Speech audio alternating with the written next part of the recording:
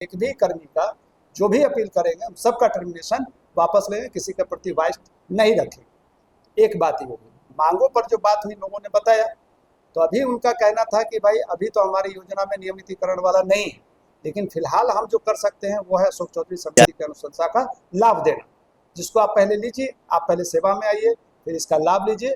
और जो बाकी जो मांगे हैं, अधिभार वाला, अंक वाला, जो 5 से 25 अंक का जो वेटेज मिलता है, ये सब हम देने को तैयार हैं। और आप दशहरा पूजा के बाद, फिर कभी किसी दिन दशहरा पूजा के बाद तुरंत आप आइए और इस पर पूरी और बातचीत होगी। जो भी हमसे कमी रहेगा आप बात कीजिए, हम उसको पूरा करेंगे। तो चूंकि ये पूरा जो आंदोलन था, पूरी जो लड़ाई थी, तो ये तो शुरू इन लोगों ने किया था। बाद में ये इन लोगों ने बहुत लास्ट में, हमको लगता है 10 से 12 दिन पहले हम लोग के बीच में हम लोग से संपर्क हुआ। हम लोगों ने एक सही दिशा देने की कोशिश की, वार्ता कराने की कोशिश की कि भाई अंततः तो वार्ता से ही बातें संभव है।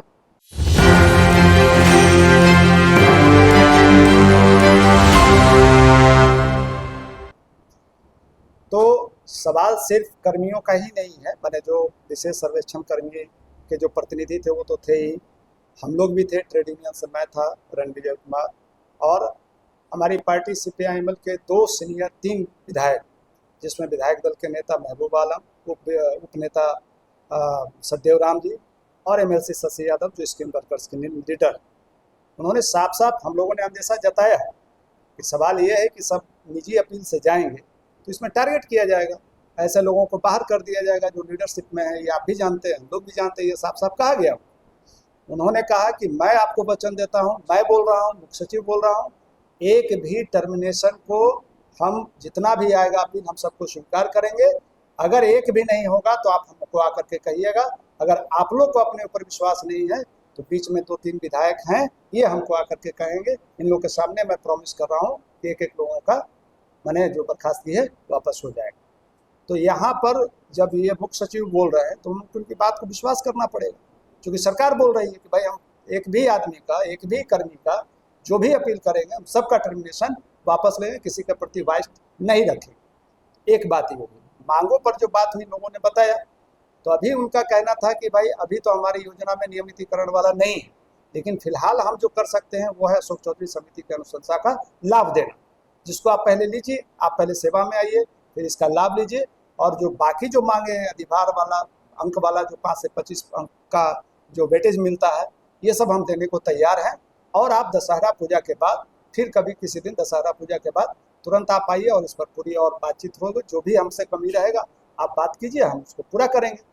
तो चूंकि ये पूरा जो आंदोलन था, पूरी जो लड़ाई थी, तो ये तो शुरू इन लोगों ने किया था। बाद में ये इन लोगों ने बहुत लास्ट में, हमको लगता है 10 से 12 दिन पहले हम लोग के बीच में हम लोग से संपर्क हुआ। हम लोगों ने एक सही दिशा देने की कोशिश की, वार्ता कराने की कोशिश की कि भाई अंततः तो वार्ता से ही बातें संभव है। तो जो मांगे थी, जिसमें कुछ बातें और भी हैं, वो बातें होंगी, लेकिन जो मुख्य बातें थी उन बातों पर सरकार को मुख्य सचिव के स्तर पर और अपर मुख्य सचिव के स्तर पर और जो विभागीय सचिव हैं श्री जय सिंह के स्तर पर, ये तीनों पदाधिकारी से हमारी बारी बारी से अलग अलग दौर में, अलग अलग डेटों में वार्ता हो चुकी। तो इसमें जब मुख्य सचिव बोल देते हैं, अपने तरफ से वो घोषणा कर रहे हैं, खुद उन्होंने अपील किया संघ से कि भाई हम अपील करते हैं आपसे, हम निवेदन करते हैं आपसे कि आप एक एक करके वापस आइए, एक एक लोग जितने भी अपील करेंगे हम सबका वापस लेंगे, ये मेरी गारंटी। क्या लगता है सर, बोलने पे वापस तो चले जाएंगे, कामयाब होंगे? हाँ बिल्कुल, ये आपका प्रश्न सही है। और आपने देखा है कि बिहार के अंदर पिछले ही बार में हम लोगों ने 2023 में आशा का आंदोलन किया, इसी कार्यालय में हम लोगों ने संवाददाता सम्मेलन भी किया, कई प्रेस मीट किया, सरकार ने लिखित दिया था, आज भी वो लिखित है हमारे पास, है ना, जिसमें सरकार के सेक्रेटरी का सिग्नेचर था, स्वास्थ्य विभाग का। क्या सरकार ने तुरंत कर दिया? तो हम ये कह रहे हैं कि हम सरकार की बातों पर ही भरोसा कर सकते हैं। उन्होंने कहा है तो उनको करना पड़ेगा। क्या संविदा भाइयों को लिख कर दिया, सचिव जी ने लिख कर दिया कि हम करेंगे दशहरे? हम आप ही की बात का जवाब दे रहे हैं कि जहां स्कीम वर्कर्स के लिखित का जहां तक कोई वैल्यू नहीं देती है सरकार, या अपनी ही बातों से डिनाई कर जाती है सरकार। कर्मचारी आंदोलन महासंघ घोषपुर के साथ लिखित समझौता में जो बातें सहमति बन गई, लिखित सहमति हो गया, उसका पत्र आ गया, मिनट्स आ गया, उसको लागू कराने के लिए लड़ना पड़ता है। तो ये तो सरकार का चरित्र बताता है। हम कह रहे हैं कि इसके आगे हम क्या कर सकते थे। हम सरकार के स्तर पर वार्ता कर सकते थे और यही अंतिम कार्रवाई है। इसके बाद तो हमारे पास कोई कार्रवाई नहीं बचती है। अब हम मुख्य सचिव के बाद किससे मिलने जाएं, किससे बात करें, आप बताइए। तो मुख्य सचिव या प्रधान सचिव, अपर मुख्य सचिव, जो भी विभाग के अपर मुख्य सचिव हैं या प्रधान सचिव हैं, वो सरकार या मंत्री जी सरकार, तीसरा कोई ये सरकार नहीं। तो जो सरकार है, जो कैबिनेट में बैठते हैं, वो सरकार है और उनका जो मौखिक बात है वो भी सरकार का आदेश माना जाएगा। तो हम तो इसी रूप में जानते हैं और यही परिपाटी है, यही नियम है। तो सरकार का आदेश है, उन्होंने कहा कि हम वापस लेंगे और उसमें सिर्फ एक पक्ष नहीं है, 3 पक्ष है। एक सरकार पक्ष है, एक यूनियन पक्ष है और बीच में जो वार्ता कराने वाले में से जो सीनियर विधायकों में से सीपीआईएमएल के 3 वरिष्ठ नेता वो भी शामिल हैं।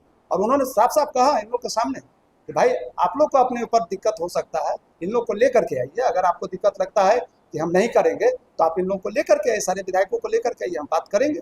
अगर हम नहीं करेंगे, फॉल्ट होंगे तब ना, ये उन्होंने कहा, ये भाषा थी उनकी।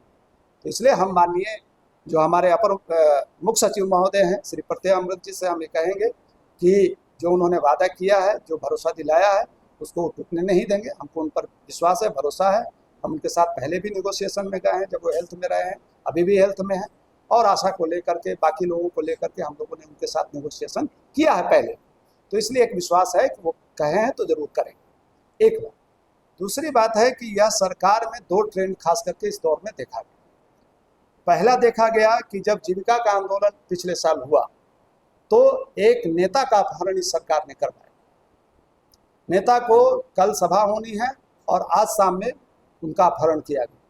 और ये दूसरी बार है कि जितना क्रूर रवैया विशेष सर्वेक्षण कर्मियों के साथ इस सरकार ने किया है, ये अभी तक देखने को इस तरह से नहीं मिला था कि वार्ता करने तक जो विभागीय पदाधिकारी हैं वो सुनने को तैयार नहीं थे। क्या वजह हो सकती है? इतना लंबा दिन संरक्षण उससे वार्तालाप नहीं और अभी आप जब जुड़े हैं तब वार्तालाप नहीं, चुनावी मुद्दा का मामला नहीं है। मामला ये है कि जो लोग ऐसे लोग हैं, संविदा कर्मी हैं और अपने दम पर अगर वो लड़ाई लड़ रहे हैं तो सरकार उनको वैल्यू नहीं कर रही। ये सरकार के कैरेक्टर की बात है। ये हम लड़ना नहीं चाहते, ये हमारे ऊपर दाग नहीं है। दाग इस सरकार पर है कि कोई लड़ने आ रहा है, कोई अपना अधिकार मांगने आ रहा है। जैसा कि सरकार कहती है कि हम कॉमन मैन की सरकार है। किसकी सरकार है? हम कॉमन मैन की सरकार। तो ये तो कॉमन मैन से ऊपर लोग हैं जिनको आपने नियोजित किया है, जिनको आपने काम पर रखा है और ये उच्च डिग्रीधारी हैं, बीटेक हैं, जेई हैं, डिप्लोमाधारी हैं, तो ये लोग हैं। तो इन लोगों के साथ जब आपका ऐसा बर्ताव है तो इस सरकार आम लोगों के साथ क्या करती होगी, ये तो सोचने का विषय है। 5 रुपए के चलते अभी जहानाबाद में एक सब्जी फरोश की हत्या कर दी गई, मुक्का मार करके और छाती पर बटखारा मार कर उनको जान ले लिया गया, बुजुर्ग आदमी का। जमुई में जेल के अंदर हत्या कर दी गई। पटना में अगस्त महीने में जिसमें मंगल पांडे जी को अटल पथ पे जनता ने रोका, तो वो तो आक्रोश था लोगों का कि 15 अगस्त के दिन 2 बच्चियों का लाश कार में मिला, भाई बहन का लाश। 27 अगस्त को चितकोहरा में जो मनोहर मंदिर के बगल का जो स्कूल है लड़कियों का, उसमें एक 5वीं कक्षा में पढ़ने वाली मुस्लिम समुदाय से आने वाली लड़की को जिंदा जला के मार दिया गया। तो ये जो अपराध बढ़ रहे हैं, तो ये एक अपराध क्यों बढ़ रहे हैं? क्योंकि अपराधियों को ये विश्वास है कि जिस तरीके से ये सरकार डेमोक्रेटिक आंदोलन के साथ पेश आती है तो इनके हौसले बुलंद है कि जो कोई भी अपराध के खिलाफ सड़क पर उतरे उसी पर मुकदमा कर दो, पकड़ के जेल में डाल दो। और अगर इधर कर्मचारी और संविदा कर्मी हड़ताल पर उतरे तो इनको माथा फाड़ दो, इनको रपेट के मारो, इनको भगाने का प्रयास करो, इनसे बात ही मत करो। तो ये तो तानाशाही है ना, हम ये बात कह रहे हैं, ये हम पर सवाल नहीं। कोई नया संगठन, कोई नए लोग जो अभी अभी नौकरी में 2 साल 4 साल पहले आए हैं, आपसे 2 बार निगोशिएशन 22 के जून में और 23 के जनवरी में आपसे कर चुके हैं, आप वादा नहीं निभा रहे। सबसे बड़ा इस सरकार का अपराध क्या है कि इन्होंने ईपीएफ की कटौती में अपराध किया है। ईपीएफ का 1952 का रूल है कि 12% जो वेतन मद है उसमें कर्मियों का भी कटेगा और नियोक्ता पक्ष को जो नियोजित करता है, जो सरकार है या कोई भी मालिक है, वो 12% अपना अंशदान देगा। तो इनका तो 12% के हिसाब से 15,000 पर या जो भी है पैसा 1700, 1800 या 2500 वो तो कट रहा है। लेकिन आप कौन हिसाब से 500 रुपया दे रहे हैं? ये तो जय सिंह जी से पूछना चाहिए, जो विभाग के सेक्रेटरी हैं। और इस पर तो क्रिमिनल कार्रवाई हो जाएगी सरकार के खिलाफ। तो ये सरकार को समझना होगा कि माने आप हकमारी कर रहे हैं, हमारे पैसों को आप लूट रहे हैं। तो ये बात भी हम कहना चाहते हैं आपके माध्यम से कि जो राजस्व एवं भूमि सुधार विभाग है, जो पूरा राजस्व पूरे बिहार से उगाही करते हैं, वो राजस्व का जो अंशदान है ईपीएफ का, जो कर्मचारियों का जो उगाही करके देते हैं आपको, उन्हीं को आप नहीं दे रहे हो वापस। उनका जो कानून बना है 1952 का ईपीएफ एक्ट है, इस पर आपका क्रिमिनल केस हो जाएगा।